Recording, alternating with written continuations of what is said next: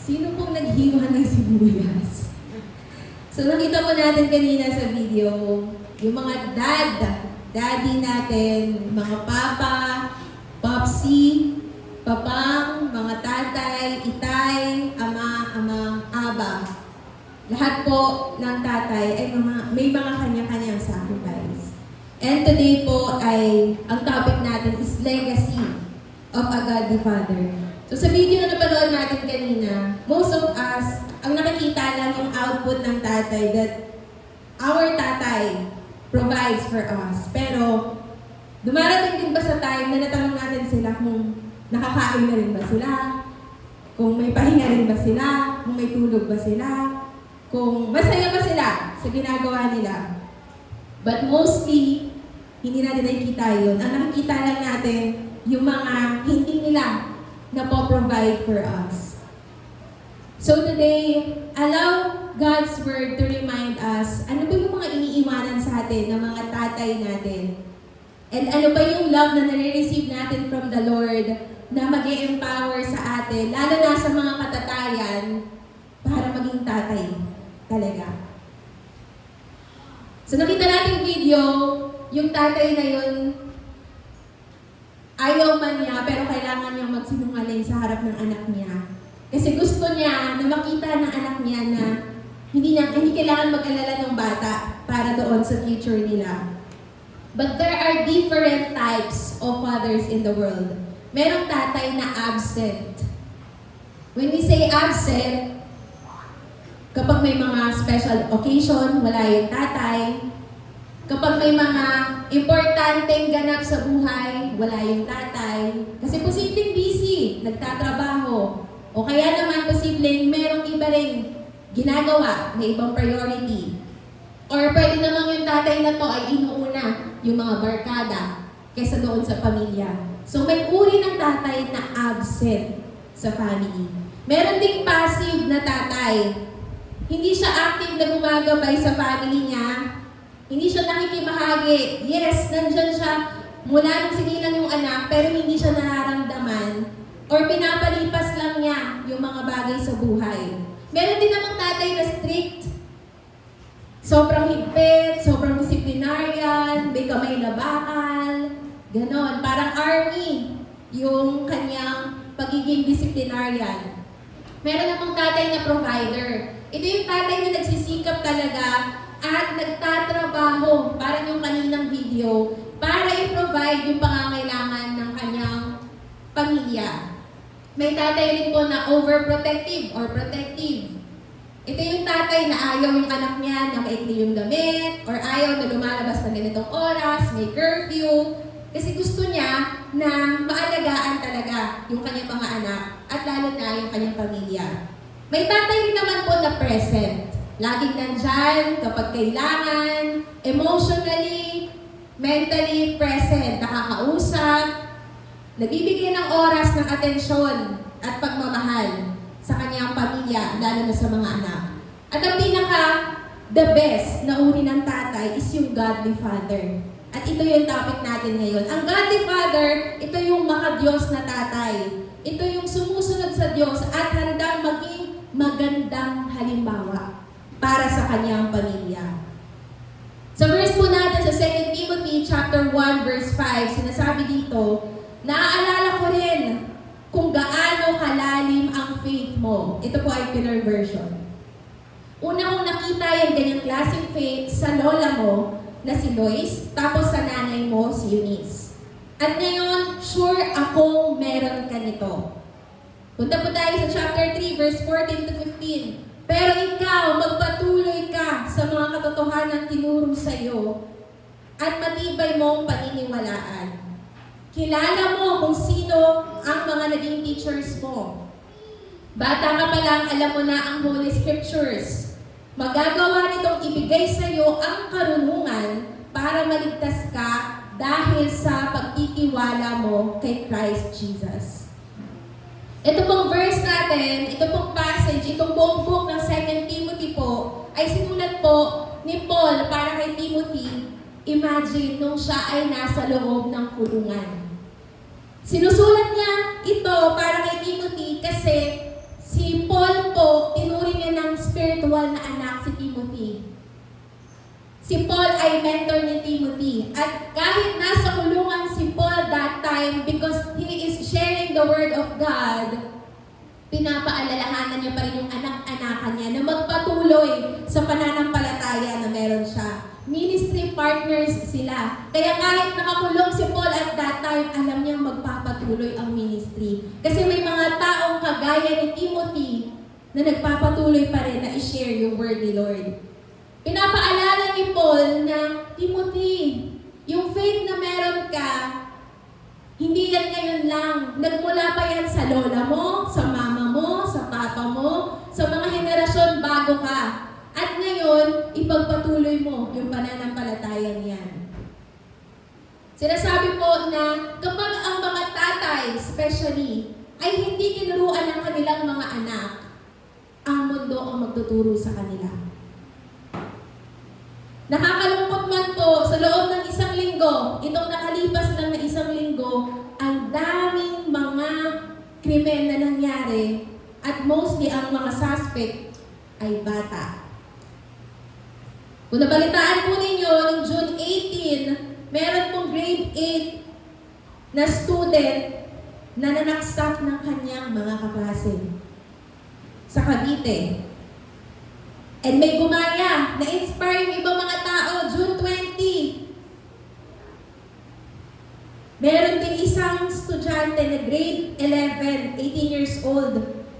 Sinaksak din siya ng kanyang kaklase. Sa loob ng school, kung saan dapat ay nag-aaral sila, kung saan dapat ay natututo sila, ano nangyari? Isang araw na wala na lang yung bata. Kasi merong nakaalitan, sa loob ng school na dapat inuturuan ng magandang asal, at sa bahay pa lang na dapat inuturuan, pinapaalalahanan, saan galing yung mga kutsilyo? Sa bahay. June 22, sa Tacloban, ito po, pinaka-nauso, pinaka-nag-boom na balita. Isang 14 years old at isang 15 years old. Ano ginawa nila? Pinagplanuhan po nila na mamaril sa loob ng kanilang school. Ilan ang namatay? 3. Ilan ang sugatan? 20 na mga bata. Dahil sa 14 years old at 15 years old. At sinasabi nila, hindi naman tayo makukulong kasi bata pa tayo, minor de edad pa tayo. Saan galing yung baril? Posibleng sa mga kamag-anak nila. So ang tanong ngayon, nasan yung tatay ng mga batang to? Nasan yung nanay ng mga batang to? Paano sila nakalabas na dala-dala yun?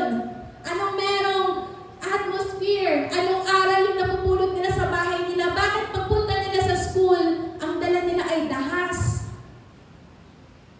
And that's the sad part. That's the reality of the world. Sino nang tuturo sa kanila? Social media. Anong influensya meron yung games na meron yung mga batang yun? Nakaka-affect sa kanilang thinking. At ang uulitin yung tanong, sinong magulang nitong mga to?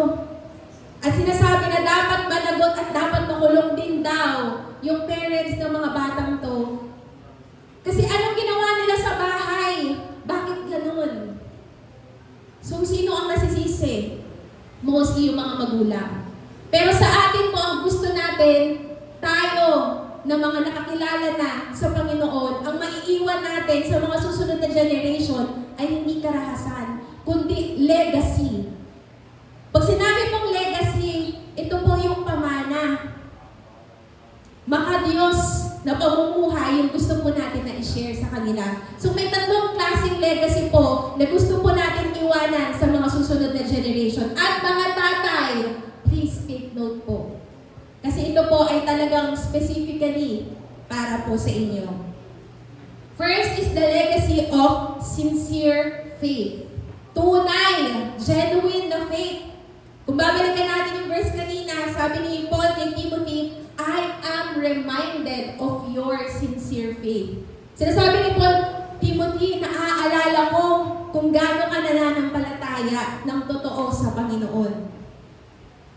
At yung faith na yon, dapat, of course, kung sincere yun, dapat genuine. Dapat tapat po yung pananampalataya na yon. Ang pananampalataya po kasi, pwedeng napepeke, pero nakikita yun kalaunan. Nakikita na ang tao, kahit nasabihin natin perfect yung attendance niya sa church, makikita at makikita, sino ba yung taong to sa bahay? Yung faith ba na meron siya kapag Sunday, yun din ba ang faith na meron siya sa ibang araw, bukod sa linggo? Makikita po yan. Mostly hindi ng mga churchmates, kasi lahat tayo kapag Sunday, we're trying our best na maging banal, na maging pleasing sa mata ng mga tao and the Lord. Pero makikilala tayo kung sino tayo sa bahay. Pag tinanong ba yung mga kapatid natin, o sa mga tatay, pag tinanong nyo ba yung mga anak ninyo, kamusta ba ako bilang tatay? Masasabi ba nila na ikaw ay tatay namin, meron kang sincere na faith? O baka pag tinanong nyo yung mga anak ninyo, puro pagkukulang ang makakita nila, ang mababanggit nila. Sincere faith po ay nakikita dapat sa honesty, sa humility, yung obedience po ng tao sa Panginoon, whether or not may nakakakita or wala. Ang ginto po, kahit itago mo, ginto pa rin yan. Kahit dumaan yan sa kahit ano, ginto pa rin yan. Dalisay yan. At ganun yung faith na meron po dapat tayo. At dapat yun din ang pinapamana ng mga tatay sa kanilang mga anak. Joshua chapter 24 verse 15, sinasabi doon ni Joshua, "As for me and my house, we will serve the Lord." So kung sa bahay ninyo, sinasabi ng tatay, "As for me and my house," again, you serve the Lord. Hindi po, we will serve the Lord. Ibig sabihin, yung mga tatay, yung mga haligi ng tahanan, yun po dapat yung nag-lead sa family to serve the Lord. Kahit anong mangyari, tayo, will serve the Lord. Psalm 112 verse 1 to 2, sinasabi niya yung mga bata, the children of the righteous will be blessed. Alam niyo po ba, ang blessing ay nag-e-extend from one generation to another. Kaya kung yung mga tao ay nagpapagal sa Diyos mula noon, na-extend po yan hanggang sa mga susunod na generation. As well as the curse. Yung mga curse po na ginagawa or ginawa noon, napapansin ninyo, hanggang ngayon nandyan pa din. At kung hindi po putulin ng generation ngayon yung curse na yon, mag-uulit at mag-uulit lang. James 1:22, "Be doers of the word, not hearers only." Dapat na ginagampanan, dapat na ina-apply natin yung salita ng Panginoon. Hindi sapat na makikinig lang. Dapat may application. Legacy of sincere faith should be lived out daily. Dapat ay isinasa buhay. Hindi lang sinasa puso, dapat sinasa puso. Di po ba? Yung mga tatay, madalas po, nakikita ng mga anak, gagayahin. Kaya madalas kung mapansin nyo, bakit may mannerism yung bata? Tingnan niyo yung tatay. Kaya pala. Minsan di ba yung mga bata parang matanda maglakad? Yung pala kasi yung tatay nila, ganun maglakad. Yung mga bata, kakaiba magsalita, kakaiba umact. Mostly yun, nakikita kasi nila sa mga magulang. Deuteronomy 6 verse 6 to 7, "Teach God's commands diligently to your children." Dapat daw po ay itinuturo yung salita ng Panginoon ng mainam at mahusay sa mga bata. Proverbs 20 verse 7, "The righteous man walks in integrity, his children are blessed after him." Yung mga tao po na tapat ngayon, huwag kang mag-alala kasi bukas, yung mga susunod na generation after you, marireceive din nila yung blessing na yon dahil naging tapat ka. Pero pag di ka naging tapat, kawawa naman yung generation after you. Philippians 4:9, "Practice what you have learned and received." Dapat po ina-apply yung mga bagay na natutunan natin, napakinggan natin. And sincere faith po, dapat po ay ipinapamana. Ano daw po yung pinapamana? Sincere faith. Pero mostly po, ang namamana ng mga anak, ano po? Sakit. Trauma. Pansinin niyo po, pag na-hospital, ano tinatanong? Ano yung family history? Ano yung medical history ng parents mo? Most likely po, yung bata, namana niya sa parents. Sana po ang pinapamana natin ay yung faith na sincere. Hindi po mga sakit, hindi po mga wound, hindi po ibang mga bagay na negative. Kasi yung bata, pagkagising niyan, pagkamulat niyan sa mundo, sinagap niya na lahat ng mga bagay na hindi naman dapat. So, dapat po, bilang mga tatay, especially, ang ipamana po natin ay yung sincere faith. Tell the next generation the works of the Lord. Sabi po yan sa Psalm 78 verse 4 to 7. 3 John chapter 4, no greater joy to hear that children walk in the truth. 2 Timothy 1:5, yung binasa po natin, na yung faith ni Timothy ay influence po ng kanyang parents. Lolo, lola. Kaya kung titignan po natin, yung godly father po, ang iniiwan po dapat niya ay yung faith na worth following. Faith worth following. Yung pananampalataya na kaibig-ibig. Yung kagaya-gaya na pananampalataya, yun po dapat yung iniiwan ng mga tatay. Alam niyo po sa isang kaharian, yung hari ay hindi pwedeng basta-basta lapitan. Hindi po ba? Pero may isang bata na pwedeng lumapit. Kahit 3 o'clock pa yan, kahit 12 o'clock pa yan, pwede siyang lumapit sa hari at yung ay walang iba, kundi yung anak niya. Pwede siyang lumapit sa tatay niya, nauuhaw siya, nagugutom siya. Pero subukan ng ibang tao lumapit sa hari at gisingin siya ng 3 a.m., 4 a.m., 5 a.m. dahil nagugutom. Anong gagawin ng hari? Kukulong, bakit mo kayo istorbo? Natutulog ako, hari ako. Pero yung bata na anak ng hari, anytime yan, pwedeng lumapit sa tatay. Ganun ba natin tinatrata yung mga anak natin? Or may oras lang? Anak, 8 to 5 mo lang ako guluhin. Pag 6 to anong oras, huwag mo ako guluhin. Akin yung oras ko. May ganun ba dapat? Hindi po. Anytime po, dapat yung mga anak ay may access sa kanilang magulang.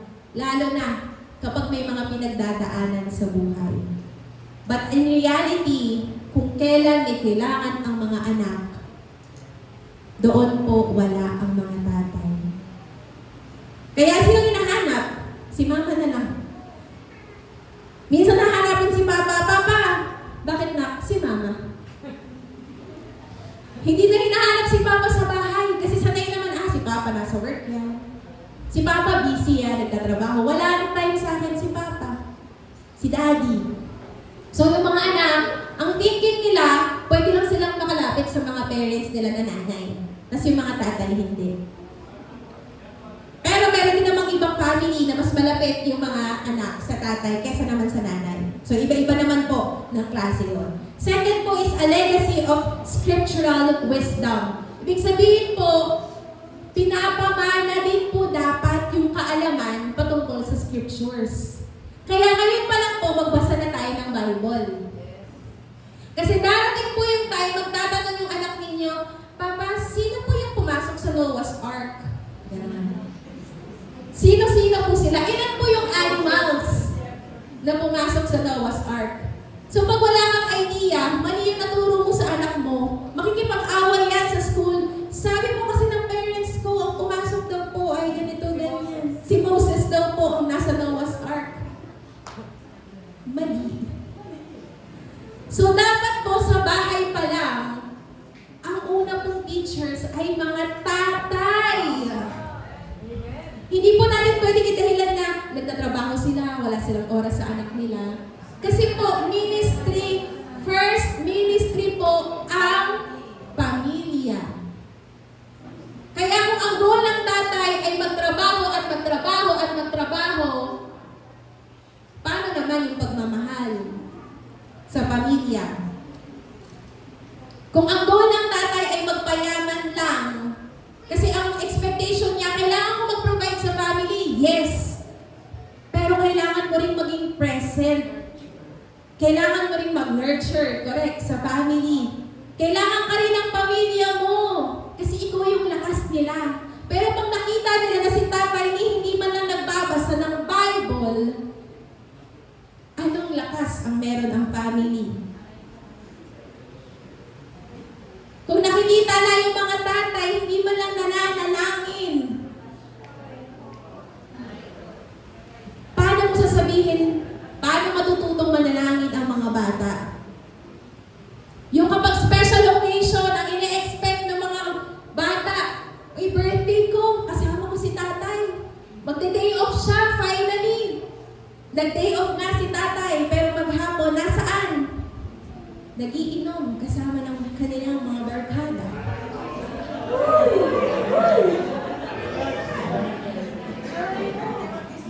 Seventh birthday ng anak. Nag-expect yung bata na finally naglaan ng oras si tatay para sa akin. But no, hindi para sa iyo anak. Para sa mga kaibigan ko, nandun ako.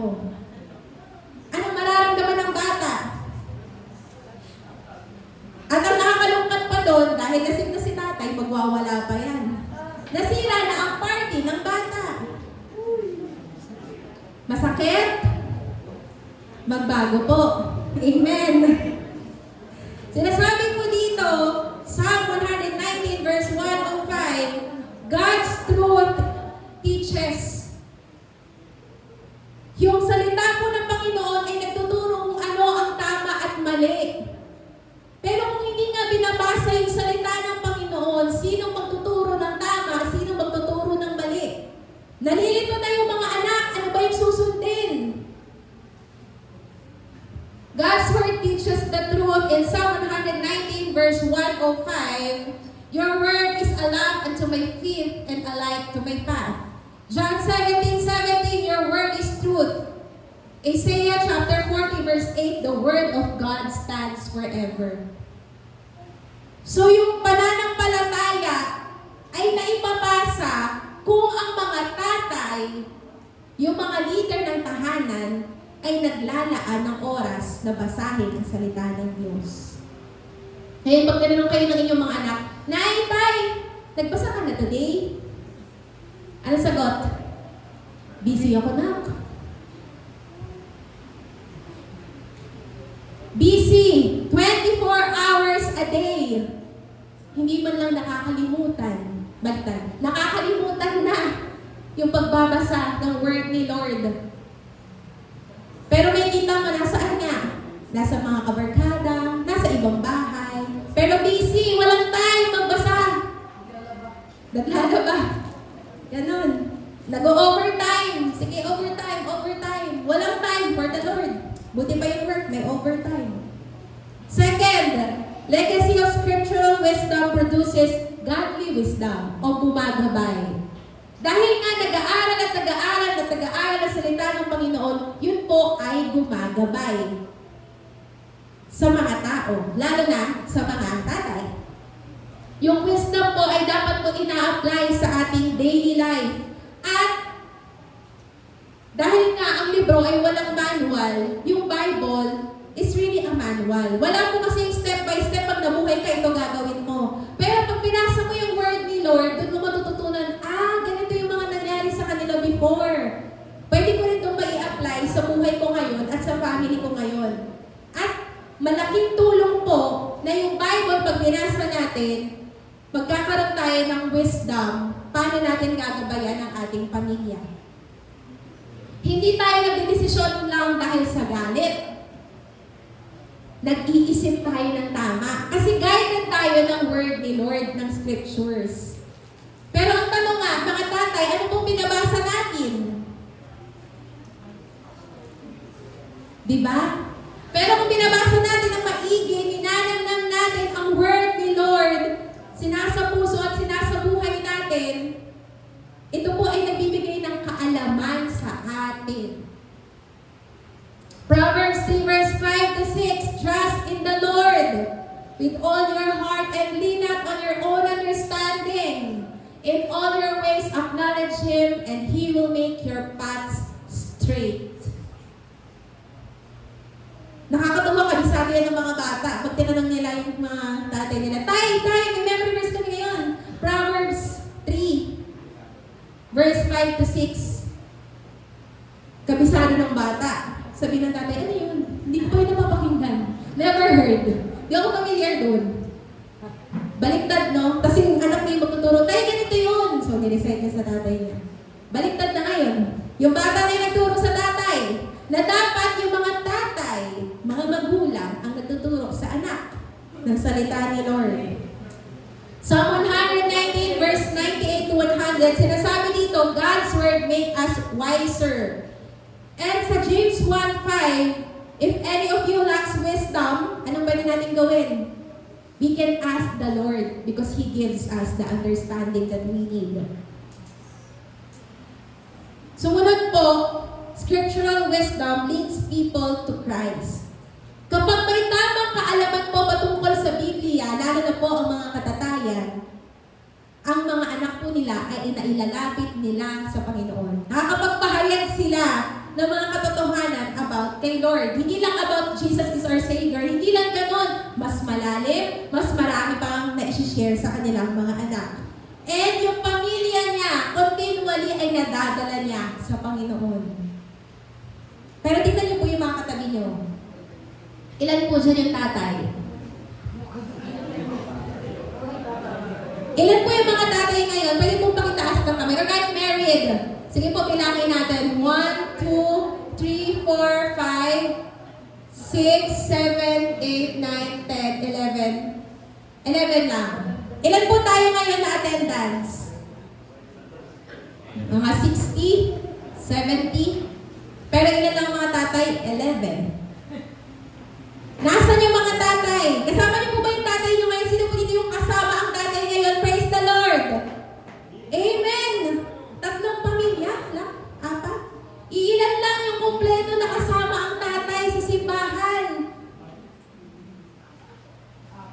Pero ang nakakatuwa dapat, nauuna dapat yung tatay na, pamilya, let's go, asawa ko, let's go. Punta tayo sa church. Magbihis na tayo, gumising na tayo. Sama-sama tayo na mag-worship kay Lord. Tatay dapat yung nangunguna. Kaso baliktad. Magsingin muna yung mga tatay para matuto muna. Kaso baliktad po, ano nangyayari? Gising na lahat, ready na lahat, nakayakap na lahat. Tapos pagtingin si tatay, tulog pa. Tapos ang sabi niya, nag-uti kasi ako kagabi, kayo na lang magsimba. Pag-pray niyo na lang ako. Pagbalik ng bahay, nasa na naman si tatay? May schedule. Kaya pala hindi sumama sa church kanina. Akala mo ba, di ka tay? Akala mo magpapahinga ka? Anong pahinga? Ay, sus. Diba? Anong inuna? Hindi na naman si Lord. Nag-session si tatay. Sunday na Sunday. Kaya sa mga nandito po na tatay, ngayon palakpakan po natin sila. Kasi inuna nila si Lord. Sabi ng mga tatay, buti na lang nandito ako. Buti na lang talaga. Sumakses yung mga tatay. Sana po hindi lang ngayon. Sana po palagi. Pangunahan po ninyo ang inyong mga pamilya. Kasi ang inyong mga pamilya, lalo na po ang inyong mga anak, nakatingin po sa inyo, mga tatay. John 5 verse 39, the scriptures testify about God. Romans 10:17, faith comes from hearing the word of God. Pero kung walang mag-share, paano maririnig yun? Lalo na ng mga kabataan. Ang Father po, ito ay nag-e-equip sa next generation with the wisdom from God's Word. Again, yung mga tatay po dapat yung nag-e-equip sa mga kabataan ng God's Word. Hindi po nila dapat natututunan yung mga hindi magandang bagay sa loob ng bahay. At pag tinanong mo, saan mo narinig yan? Kay Papa. Proud pa yun. Natutong magmura. Ang lutong ko naman magmura. Bakit? Ganun po kasi sa amin sa bahay. Akala ko po normal lang yun. Kasi araw-araw naririnig. Di ba? Meron po kami ditong family photo. Pwede pong makita, Ate Jill. Yan. Ayan. Sobrang happy.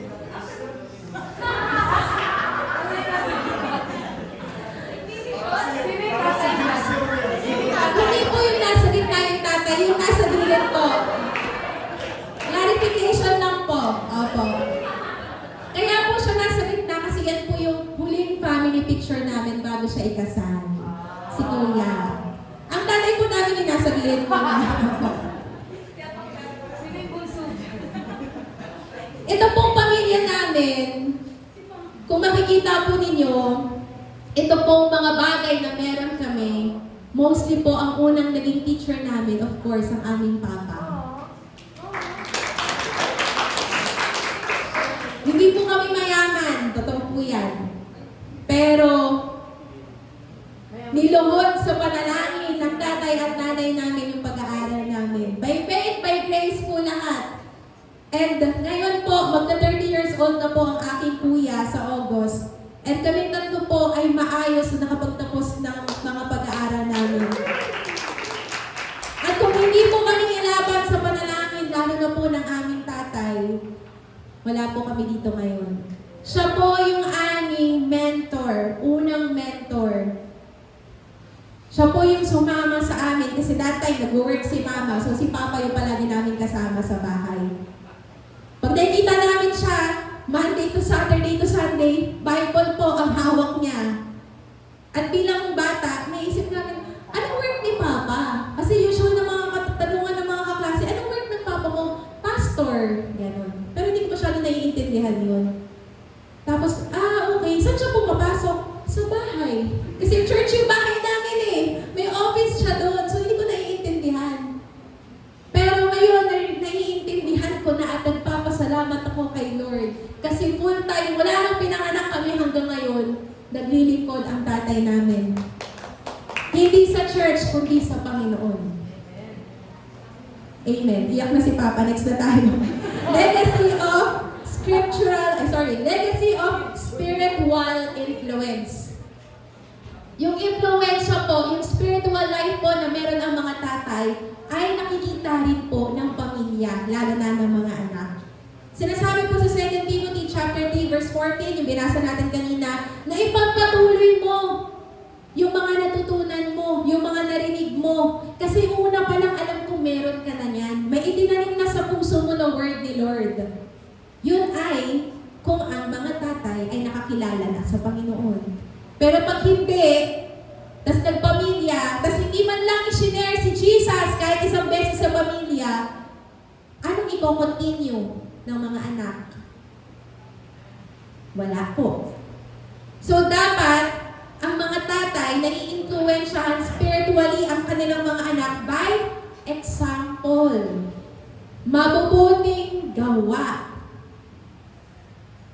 Kasi po ang father po ay leader ng mga tahanan. So di ba sinasabi, action speaks louder than words. Kahit anong sabihin ng tatay na, anak, gawin mo to, gawin mo yan, pero pag hindi nakikita ng anak sa tatay nila, questionable. Sabihin ng anak, pag ginagawa mo ba yun? Paano yan? Ayun. Pag nagtanong na ang anak mo na, paano ito gawin? Paano magbasa ng Bible? Saan po ang Genesis? Sabihin ng tatay, ay, pag ng dulo yan na Genesis, napunta sa dulo, no? Sabihin ng anak, wala talaga sa dulo yung Genesis. Sabi mo nasa dulo. Yun pala, hindi man lang nakapagbuklat ng Bible si tatay. Tapos sabihin ng anak, pa, na-discover ka na yung Genesis po, unang book pala sa Bible. Nakakalungkot, di po ba? 1 Corinthians 11:1, follow me. Follow my example as I follow the examples of Christ. Or imitate me, gayahin mo ako habang ginagaya ko si Christ. Pero madalas pag tinanong mo ang mga bata, ayokong gayahin yun kasi yung tatay ko ganito, ganyan eh. Yung pagbata yung stress na stress sa kanya yung tatay, nakita niyo ba yung ganon? Kamusta kayo sa family? Ayun na naman, si Papa na naman, nagwawala na naman dun sa bahay. Nakikita nakikipagbubugan na sa mga ganyan. Ang nakukwento palagi kung ano yung mga hindi magandang ginagawa ng tatay. Kaya alam na ng buong classroom na hindi maganda yung ugali ng tatay nila. Tapos tatanungin, sinong tatay mo? Diba? Dapat nag-iiwan ng magandang spiritual influence ang mga tatay by encouragement or nakakapagkikayat po dapat. Yung mga word po na lumalabas sa bibig ng mga tatay dapat po nakakapag-encourage, hindi po nakakapag-discourage. But sadly, sa bahay pa lang, dito pa lang sa church, pag narinig mo yung mga kabataan, mismong tatay ang nagdadaw ng bubuli sa kanilang mga anak. Ano ba naman yung itsura mo? Ang pangit mo naman, nak. Na parang kung di galing sa kanya, ano? Kamukha mo nga yung tatay mo eh. Di sinabi mo na rin ako. Diba? Sa bahay pa lang, nakulog ka nga kumanda. Ang sakit sa tenga. Ano ba yung sayaw mo? Tigas naman ang katawan mo. Ano ba yung art-art na yan? Sinasayang mo lang yung papel. Huwag ka na mag-color. Huwag ka na mag-drawing. Ano magdodoktor? Hindi. Mahal yun. Huwag kang magdodoktor. So lahat na, diniktahan na ng tatay ang mga anak. Kasi preference ng tatay. Tinanong niyo ba yung anak niyo, nak, anong gusto mo paglaki mo? Anong hobby yung gusto mo? Susuportahan kita. Hindi man kagandahan yung boses, sige, i-enroll niyo sa musical school. Baka naman. Pero yung tatay pa lang magsasabi na, itigil mo na yan. Hindi talaga maganda. Hindi maganda sa pandinig. Wala na. Tapos magtataka kayo yung bata, tahimik sa school, ayaw mag-recite. Bakit? Takot mapahiya. Kasi sa bahay pa lang, walang boses. Hindi man lang makapagsabi. Hindi man lang makalapit kapag may narinig, huwag kang iiyak. Kagaroon ka agad yung tatay. So lalong naiyak. Pero walang boses. So lumalang yung bata na may inferiority. Mababa yung self-confidence kasi sa bahay pa lang, sinasabi na ng mga tatay na, ano ba naman yung utak mo? Pinag-aaral ka, bakit ganyan yung utak mo? So instead na ma-improve yung ma-boost yung confidence ng anak, lalong nanghihina.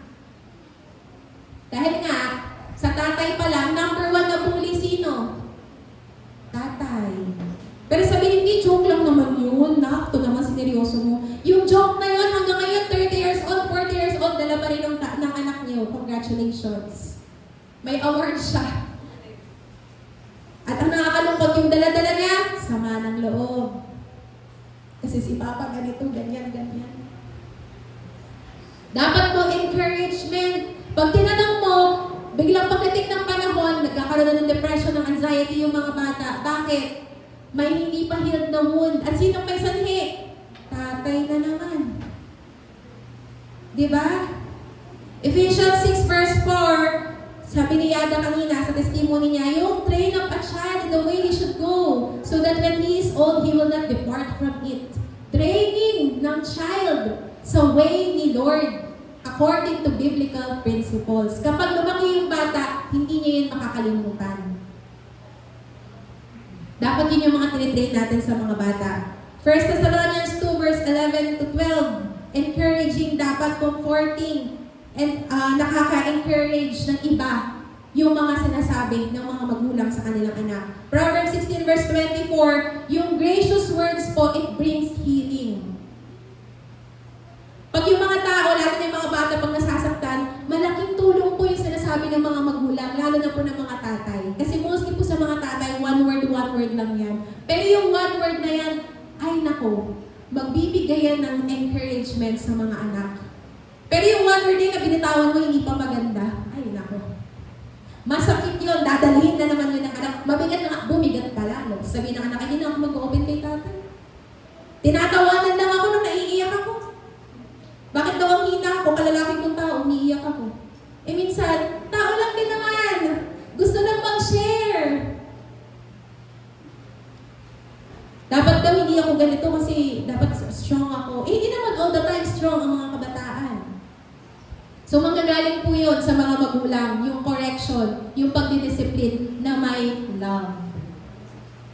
Tama po na magdisiplina, tama po na mag-correct, pero at again with love, dapat. Pero kung sige, pinalo mo yung anak mo, pinahirapan mo yung anak mo, grounded na, kung ano pa, pero hindi mo in-explain kung anong ginawa mo sa kanya, mapapaisip niya, ano ba nagawa mo mali? Paano niya makokorek yun? Kung sige, pinatawan mo siya ng punishment, pero walang explanation. Discipline without love is equal to what? Question mark. Hindi maiintindihan ng bata. Pero sige, paluin mo, pero explain mo rin. Maiintindihan niya rin, magwawala yan, naiinis yan, sasama loob. Pero pagtahan niya, marirealize niya rin, kaya ako pinalo. Kasi gano'n. Kasi may nagawa akong mali. Sumusobra na pala ako. Matututo yung bata. And by intentional discipleship. Mga tatay, ang ministry niyo rin po ay magdisipulo ng mga anak ninyo. Kung ano ang puno, ay siya rin ang bunga. So, anong klaseng puno at bunga po ang meron kayong napoproduce sa inyong mga bahay? Hindi lang po dapat material things yung pinoprovide niyo sa family niyo. Dapat po intentionally nagpo-provide kayo ng love, ng growth, ng teaching, ng prayer sa inyong mga anak. Investment po yan. Hindi po yung, sige na, mag-graduate ka, mag-aral ka mabuti, kasi paglaki mo, ikaw magtataguyod sa amin. Wow, retirement plan pala ang anak. Hindi po dapat ganon. Ibuhos po lahat ng pagmamahal, ng tamang asal, ng katuwiran, lahat ng magagandang bagay na natutunan mo sa Panginoon, ituro mo sa iyong mga anak. At si Lord, yung maghuhubog sa bata, kasama ka. Huwag mong i-expect na ibubuhos mo lahat kasi one day, suklian mo to nak ha? Ibig sabihin nun, conditional yung pagmamahal natin. Matthew 28 verse 19 to 20, make disciples. At dapat po mga tatay ang nangunguna nito. Deuteronomy 4:9, teach these things to your children and grandchildren. Psalm 145 verse 4, one generation shall commend your works to another. Makikita niyo po yan. Yung isang generation, nakita niyo, pinagpapala ni Lord. Tanungin niyo sino yung niyan, sino yung pinagmulan. At madalas, blessing yon ng parents, grandparents, na papasat na mamahan ng mga anak-anak. Pero pag nakita mo yung isang family na medyo talaga namang tagilid, ungkatin mo, mula pa sa kinanunununununununuan niya, may problem na. Hanggang ngayon, nagsasuffer pa rin yung generation. Pero sabi dapat yung generation after next shall commend your works. Dapat yung generation after generation nagpupuri sa Panginoon. Ang ipinapasa, yung mga magagandang bagay dapat. Values na natututunan sa pamamagitan ng Panginoon. And today po, dahil sineselebrate natin ang Father's Month at ang love ng mga father, ay makakarinig din po tayo ng isang testimony na dati siya ay isang anak, pero ngayon siya ay isang tatay. At pakinggan natin kung paano kumilos ang Panginoon sa buhay niya at kung paano nagpapahayag ang Panginoon sa buhay niya. Let's welcome po Kuya Ezra at Panginoon.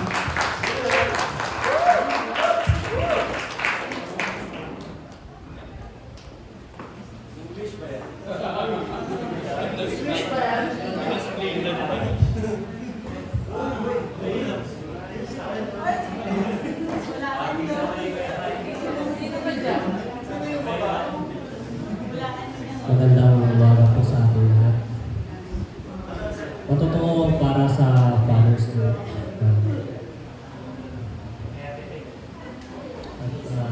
Ulitin ko po, magandang araw po sa ating lahat. Kinakabahan. Ngayong Father's Day, nais ko po magpasalamat sa Diyos para sa aking tatay na si Pastor Samuel Aplacador Sr.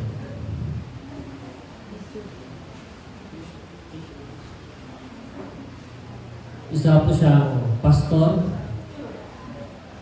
at dati rin tricycle driver. Pinagsasabay niya upang may taguyod ang aming pamilya.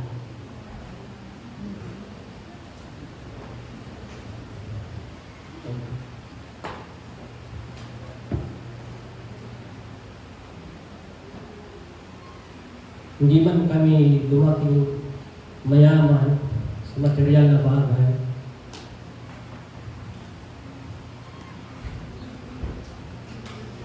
Lumaki naman kaming mayaman sa pananampalataya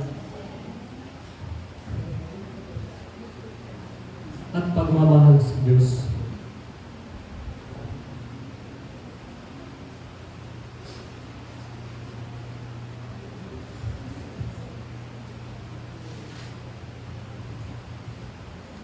Noong bata pa ako, aminado akong hindi ko gaano naintindihan ang aking tatay.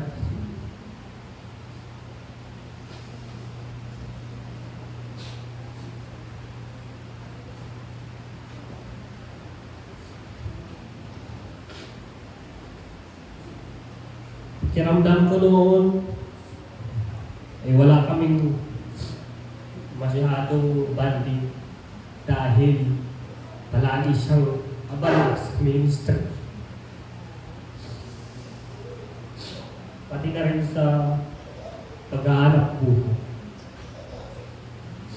Kaya kung hinihiyan ako ng testimony ni Pastor Alice, may isang tanong na tumatak sa akin.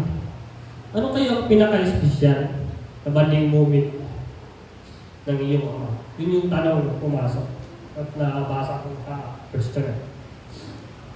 Sa totoo lang, wala akong maisip.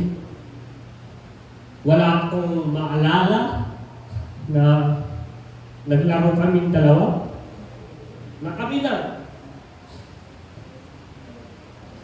Kung may espesyal na tradisyon na ginawa ko. Kaya sinabi ko kay Pastor Alice, hindi naman kami talaga close, ikakay. Pero doon, ako tinuwid ng Panginoon. Pinaalala niya sa akin na ang pinakamahalagang banding pala ay hindi tungkol sa paglalaro o pamamasya. Pinakamahalagang pinagsamaan namin ay ang paglingkod sa Diyos. Si tatay, ang kasama ko nung una akong magbasa ng Bible. Isa rin siya sa nagturo sa akin paano manalangin. At isa rin siya saksi sa una kong memory verse.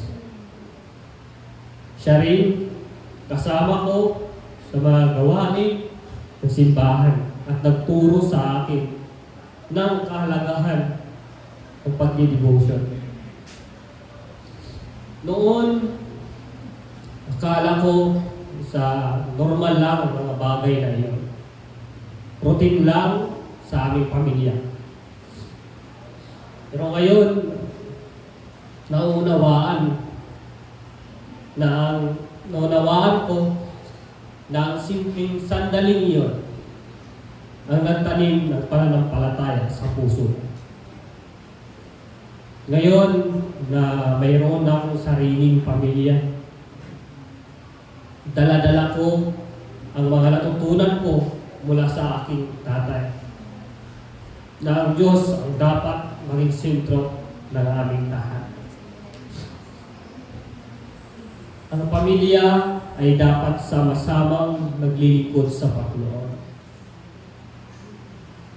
At na ang tunay na pananampalataya ay nakikita sa pamumuhay, hindi lang sa salita.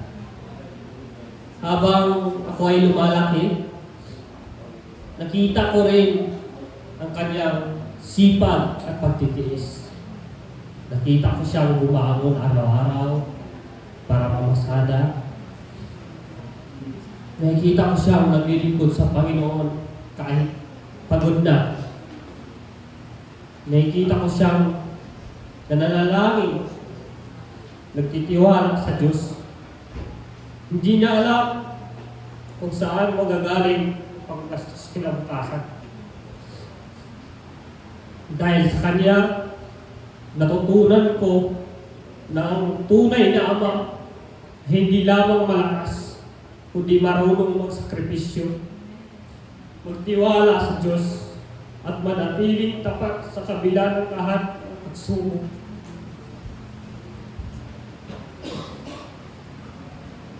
At kung may gusto man akong ipamana sa aking anak, iyon ay pananampalatayang nakita ko sa aking tatay. Ang kanyang sipag, katapatan, pagmamahal sa Diyos at sa pamilya.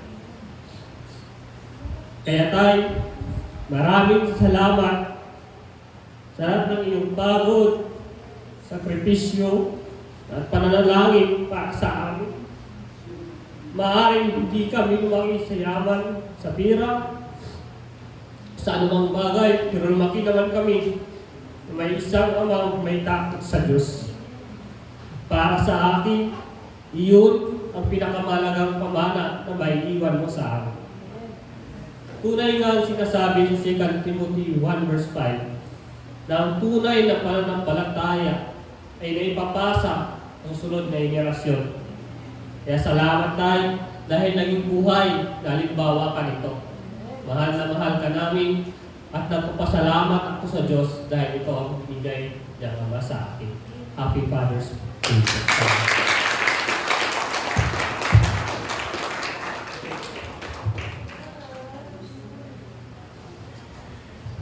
Praise the Lord! Praise the Lord! Alam niyo po, bago ko yung message si Kuya Ez, tinitignan ko rin yung mga kabataan at mga anak na sabi ko, alam ko meron at merong magandang halimbawa ang maishishare ng mga kabataan sa kanilang tatay. Pero sa una nga, gaya ng binanggit ni Kuya Ez, parang mapapaisip siya, meron ba? But then, praise the Lord! Praise the Lord! Kasi nangusap sa kanya ang Panginoon. Pinakita ng Panginoon na ito yung tatay na meron, si Kuya Ez. At marahil sa atin, sa family natin, kung aalalahanin natin ngayon, iisipin natin ngayon, meron bang nagawang mabuti yung tatay ko sa pamilya namin? Ang panalangin ko ay makita niyo rin. Na maging way itong message na to para makita na may naipamana na magandang mga bagay ang mga tatay sa inyong buhay. At mga tatay, kung ngayon naman, kung tingin ninyo, hindi nyo pa nabibigay yun sa mga anak ninyo, may pagkakataon pa.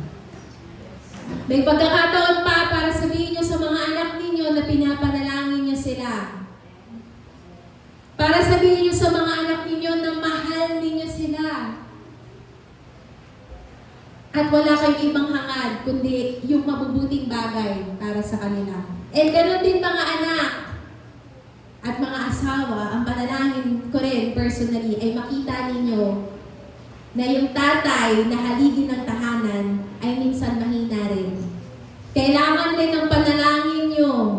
Kailangan rin ng paalala ninyo. Kailangan din ng encouragement and motivation. Paminsan-minsan tanungin din natin sila kung nagugutom sila, kung saan nila gustong pumunta, kasi buong buhay nila abala sila sa pagpo-provide ng pangangailangan natin. Why not from time to time, thank them, encourage them, say to them that you love them and that you are thankful na sila yung tatay niyo. Kasi meron ako mga kakilala na sinasabi, kung papapiliin ako, hindi siya yung tatay na gusto kong piliin. Kung bibigyan ako ng bagong pagkakataon, kasi ang mga anak, hindi po nila napipili yung magulang nila. Pero I hope that this message po will encourage, lalo na po yung young generation. Hindi man perfecto po yung mga tatay natin. At least appreciate and encourage them. So today, a godly father lives a lasting legacy through sincere faith, yung tunay na pananampalataya na makikita sa buhay na madaling tularan ng iba. A godly father lives scriptural wisdom, yung buhay na nakabatay po sa salita ng Diyos at natututo at itinuturo sa iba ay yung katotohanan, lalo na sa mga anak. A godly father lives spiritual influence, pamumuhay na nagiging magandang halimbawa at nakakatulong sa iba na sumunod. Years from now, yung mga kabataan natin, lalo na yung mga kabataang lalaki, you will have a family of your own. Magkakaroon ka ng anak, magkakaroon ka ng apo, magkakaroon ka ng mga spiritual children. Ang tanong, ano yung maaalala nila about sa'yo? At tayo mga tatay, kayo mga tatay, ano po yung maaalala ng mga anak ninyo patungkol sa inyo? I hope and I pray na yung legacy na maiiwan nila is yung merong pananampalataya kayo. Na kayo yung nagturo sa kanila ng Word of God. At lumakad kayo ng may pananampalataya kay Lord.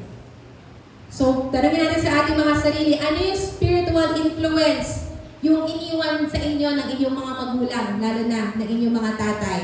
Second question, ano pong uri ng legacy yung binubuo mo para sa susunod na generation na mamamana nila? Third, yung buhay mo ba ay karapat-dapat tularan? Kasi kung hindi po, isuko po natin sa Panginoon ang ating mga buhay. Lalo na po mga tatay, isipin po natin yung kinabukasan ng mga anak po ay nakasalalay sa inyo. At kung hindi po ninyo lalakaran yung tamang pananampalataya, huwag po kayong mabibigla kung maliligaw rin yung mga anak ninyo. Pero hanggang nananatili po kayong tapat sa Panginoon, si Lord din po yung mag-aayos ng inyong mga pamilya. Let's close in prayer. Lord, we thank you, O God. We praise you for reminding us of your word, O God. Yung legacy po ng mga tatay na meron kami. And Lord, marami rin po sa amin na lumaki na wala sa piling ng kanilang mga magulang. At walang nakalakihang fatherly figure. And Lord, today, hayaan niyo pong mangusap yung mga salita ninyo sa aming mga puso. Mag-heal po nawa ito sa mga wounds na naiwan ng mga tatay sa amin. And we pray, O God, na makita po namin yung kahalagahan ng aming mga ama. At ikaw, na ama namin na nasa langit, hayaan niyo po na naway yung katotohanan na nagmumula sa iyo, yung pag-ibig na nagmumula sa iyo, yun po yung maging lakas at sandata namin. Lord, I pray na i-bless niyo po lahat ng tatay na naririto. Natayuan po nila yung pananampalatayang meron na nagmumula sa iyo. Lakaran po nila, Panginoon, yung katotohanan na nagmumula sa iyo. At makita po ng kanilang pamilya na tapat silang kumikilala, naglilingkod at nagmamahal sa iyo. At itinuturo sa mga susunod na henerasyon na ikaw ay buhay, ikaw ay tapat. Lord, we thank you that you are our Father. You are our perfect Father. At ikaw po yung pinakamagandang example namin ng best na tatay sa buong mundo. Lord, I pray, hayaan niyo po na dumimo sa aming mga puso ang iyong mga salita. And I pray that may our lives leave a lasting legacy of your work and of your word.